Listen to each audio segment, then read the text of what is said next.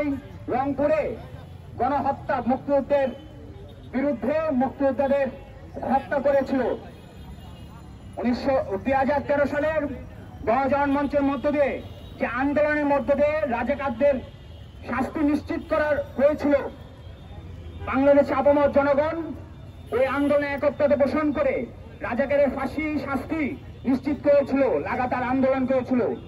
আমরা আজ দেখতে পাই যে আমাদের এই জায়গায়, এই বাংলার মাটিতে, যে মাটিতে তারা গণহত্যা চালিয়েছিল এবং মুক্তিযোদ্ধাদেরকে হত্যা করেছিল, পাকিস্তানের প্রেতাত্মার মতন কাজ করেছিল, তাদেরকে মুক্তি দেওয়া হয়।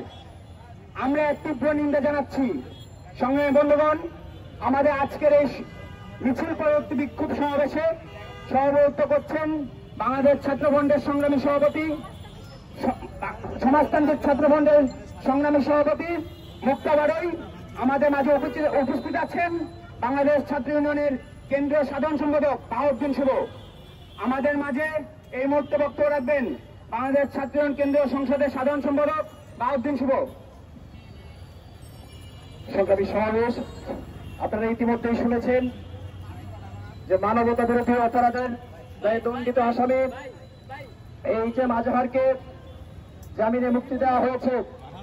সঞ্চালক বলেছেন যে মহান মুক্তিযুদ্ধে এদেশের শিক্ষার্থী জনতা, আপামর জনসাধারণ তার দীর্ঘদিনের শোষণের বিরুদ্ধে তার যে লড়াই, মহান মুক্তিযুদ্ধে আমাদের যে সকল মুক্তিকামী মানুষ এই মুক্তিযুদ্ধে লড়াই করেছেন, সেই মুক্তিযোদ্ধাদের বিপরীতে দাঁড়িয়ে তৎকালীন জামায়াতে ইসলাম এবং তৎকালীন ছাত্র সংগঠন ইসলামী ছাত্র সংঘ, যেটি পরবর্তীতে 1977 সালে ইসলামী ছাত্র শিবির হিসেবে আত্মপ্রকাশ করেছে, এই জামায়াত এবং শিবির তখন তারা অখণ্ড পাকিস্তানের পক্ষে সভায় গিয়েছে এবং 9 মাসে যে বাংলাদেশে স্বাধীনতা যুদ্ধ সংগঠিত হয়েছে, সেই সময় তারা বাংলাদেশের স্বাধীনতা যুদ্ধের বিরোধিতা করেছে।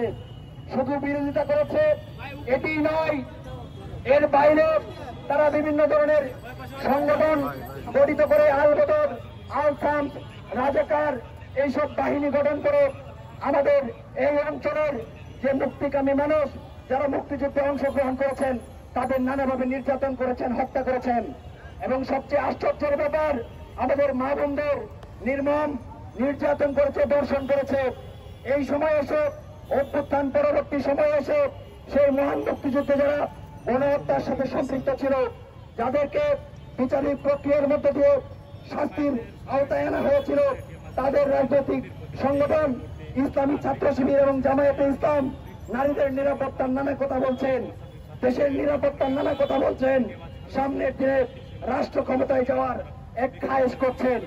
আজকের এই সমাবেশ থেকে আমরা দৃঢ়ভাবে বলতে চাই, এই জনপদের মুক্তিকামী মানুষজন বেঁচে থাকতে এই জামায়াতে ইসলামের যে স্বপ্ন, সেই স্বপ্ন বাস্তবায়িত হবে না।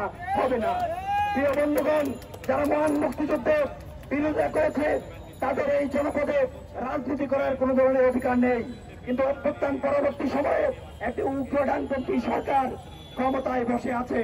আপনারা দেখেছেন যে অভ্যুত্থান পরবর্তী সময়ে তারা মদক্রেসি করে, মদকে উস্কিয়ে দিয়ে ঢাকা শহর সহ সারা বাংলাদেশে যারা মাফিয়া নিয়ন্ত্রণ করত, বিভিন্ন ধরনের মাদকের সাম্রাজ্য নিয়ন্ত্রণ করত, সেই সকল কিলারদের তারা কারাগার থেকে বের করে নিয়ে এসেছেন। তারা এইগুলোতেই ক্ষান্ত হয় নাই, তারা বিশ্ববিদ্যালয়গুলোতে স্বাভাবিক যে গণতান্ত্রিক রাজনৈতিক চর্চা, সেই গণতান্ত্রিক রাজনৈতিক চর্চা বন্ধ করে দেওয়ার চেষ্টা করেছিল এবং তারা বলার চেষ্টা করেছিল যে কত স্বৈরাচারী দুঃশাসন আমলে ছাত্রলীগ যে নির্যাতন করেছে, ক্যাম্পাসে নাকি এখনো অভ্যুত্থানের পরে সেই ধরনের পরিস্থিতি আমরা নাকি করব। আমরা দৃঢ়ভাবে বলতে চাই যে গত 15 বছরে ছাত্র ইউনিয়ন, ছাত্র ফ্রন্ট সহ অপরাপর বামপন্থী ছাত্র সংগঠন আমরা ছাত্রলীগের বিরুদ্ধে তাদের চোখে চোখ রেখে সত্যকে উচ্চারণ করেছি। শত বাধার মুখে আমরা আমাদের গুটি কয়েক মানুষ নিয়ে হলেও লড়াই করেছি।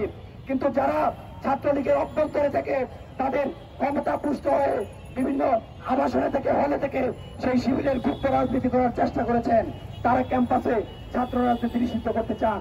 এই ক্যাম্পাসে ছাত্র রাজনীতি নিষিদ্ধ সেই শিবির করতে পারে নাই।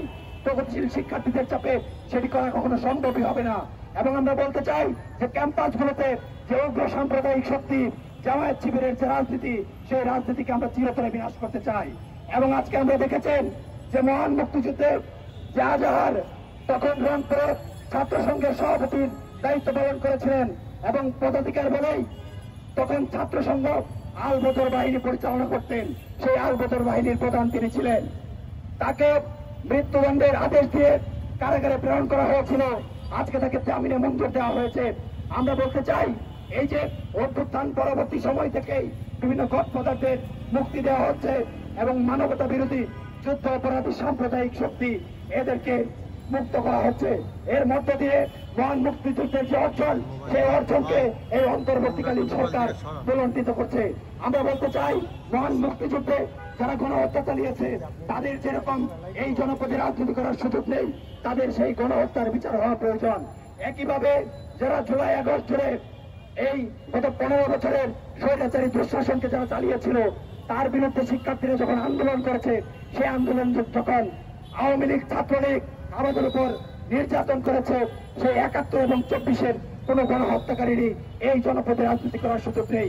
আপনারা একটি জিনিস সুন্দরভাবে দেখবেন যে 71-এর পরবর্তী সময়ে যে আওয়ামী লীগ যারা মুক্তিযুদ্ধের স্টেক হোল্ডার বলে, তারাই বিভিন্ন সময় সেই যুদ্ধ অপরাধী শক্তিকে বিভিন্ন ধরনের রাজনৈতিক সুযোগ সুবিধা দিয়ে তাদের সাথে রাজনৈতিক যোগ করে ক্ষমতায় তারা আসীন হয়েছেন। এই এবং অভ্যুত্থানের পরে আমরা দেখেছি যে জামায়াত ইসলামের যে আমির তিনি বলেছেন যে আওয়ামী লীগকে যে ক্ষমা ঘোষণা করার এক ধরনের আলাপ তিনি করেছেন। আমরা বলতে চাই, 71-এ যারা গণহত্যা চালিয়েছে তাদেরকে যেরকম আওয়ামী লীগ পুনর্বাসন করার চক্রান্ত এই 53 বছরে করেছে, ঠিক একইভাবে 24-এ যারা গণহত্যা চালিয়েছে, ক্যাম্পাসগুলোতে দুঃশাসন চালিয়েছে, সেই আওয়ামী লীগকে পুনর্বাসন যদি করে, এই পুনর্বাসন করবে জামায়াত ইসলাম, জামায়াত শিবির এবং অন্তর্বর্তীকালীন সরকার। সেই জায়গা থেকে এই অভ্যুত্থানে যারা লড়াই করেছেন, জীবন দিয়েছেন, তাদেরকে সজাগ থাকতে হবে। অন্তর্বর্তীকালীন সরকার এখন পর্যন্ত আমাদের যে সকল ভাইয়েরা অসুস্থ হয়েছেন তাদের সুচিকিৎসা নিশ্চিত করতে পারেন নাই।